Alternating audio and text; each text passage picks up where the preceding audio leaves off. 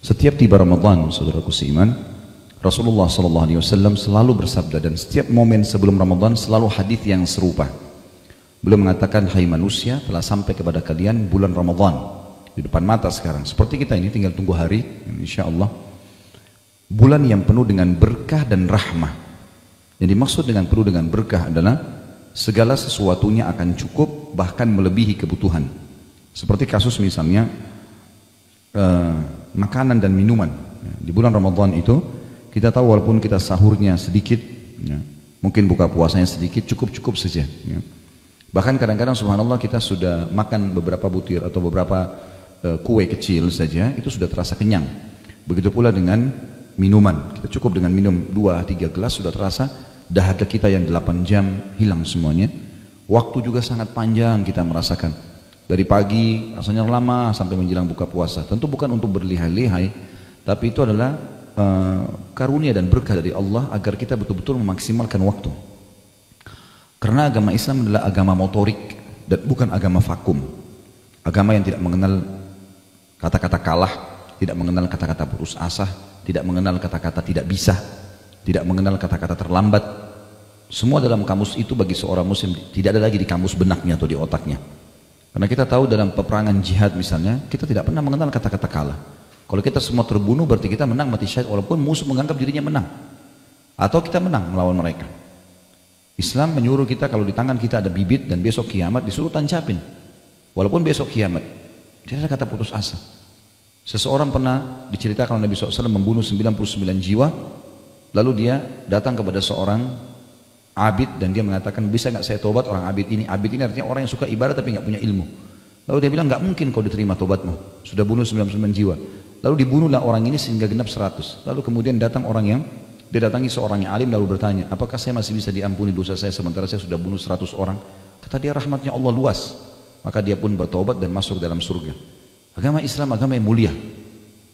Kita berbuat dosa sekian puluh tahun pun selama kita masih hidup masih bisa dimaafkan oleh Sang Pencipta Allah. Agama yang tidak pernah mengenal putus asa.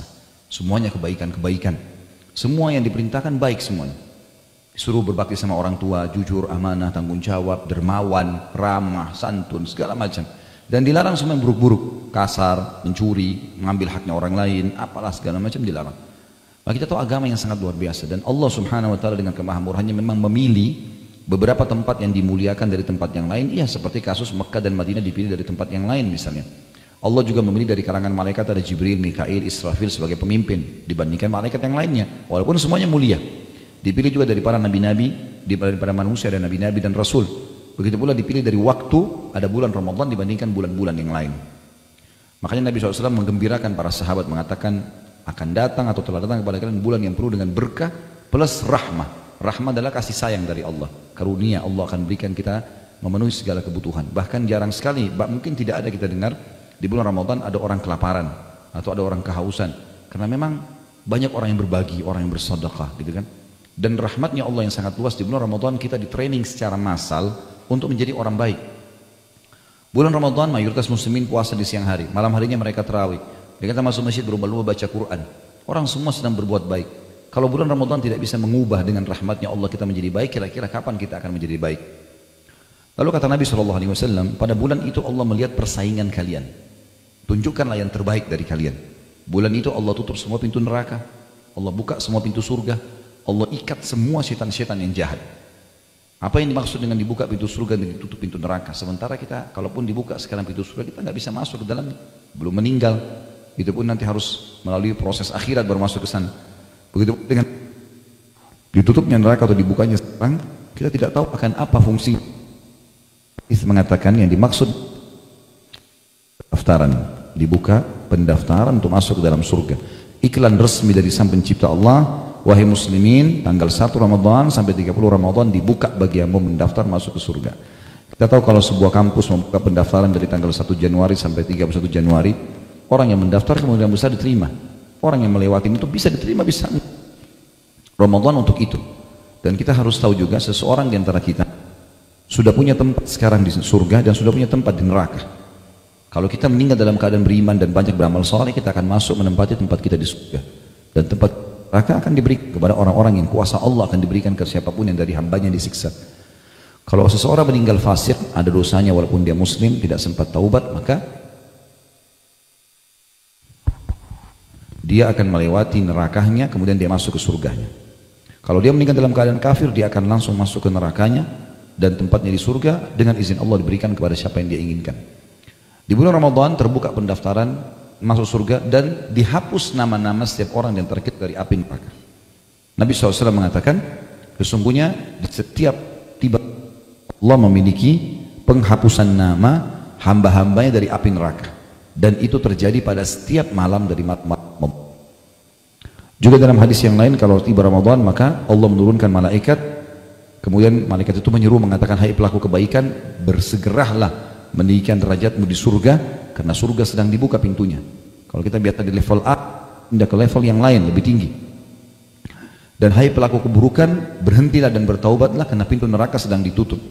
Jadi seperti orang kalau buat kriminal nggak masuk penjara. Tentu bukan kita mudah-mudahkan supaya buat kriminal, tidak. Artinya saatnya dia bertaubat kembali ke jalan Allah Subhanahu wa taala. Dan syaitan-syaitan belenggu, musuh kita yang biasa menyesatkan kita dari jalan Allah, belenggu semuanya. Di belenggu ini leher, tangan dan kaki diikat. Kalau kita sedang lomba lari, kemudian ada ya, syaitan, ada musuh kita yang sedang bersama dengan kita berlomba lari, lalu dia dibelenggu, kita tetap akan menang. Jalan santai pun kita akan menang. Dan ada orang yang sayang sekali begitu tiba Idul Fitri, bila Allah panjangkan umurnya, dia sudah sampai di garis finish, tinggal selangkah lagi, uknya memicu lebih cepat, enggak, dia duduk berhenti menunggu syaitan atau musuhnya mendekat, sehingga kembali lagi pada kemaksiatan dan pelanggaran-pelanggaran agama yang telah dilarang. Kalian Ramadan harus betul-betul dijadikan momen perbaikan jiwa, menjadi lebih baik dari sebelumnya. Dan ada di buku kita ini, kiat-kiat menghidupkan bulan Ramadan, ada dua bahasan. Bahasan yang pertama berhubungan dengan 10 jenis amal soleh yang sangat ditekankan. Kemudian juga ada tuntunan praktis puasa Nabi Muhammad SAW. Sebagaimana kalau Bapak Ibu lihat daftar isinya ada itu ya. Setelah muqaddimah ada amal-amal saleh bulan Ramadan 10 poin. Kemudian ada yang sebelahnya tuntunan praktis puasa Nabi SAW, dari definisi puasa, hukum-hukum puasa, keutamaan puasa dan seterusnya, sampai hukum-hukum puasa bagi wanita. Ini saya harapkan setengah buku dari judul tuntunan praktis ini Bapak Ibu baca sendiri di rumah. Saya tinggal fokus ke 10 amal yang diperintahkan oleh Nabi SAW. Yang pertama teman-teman sekalian,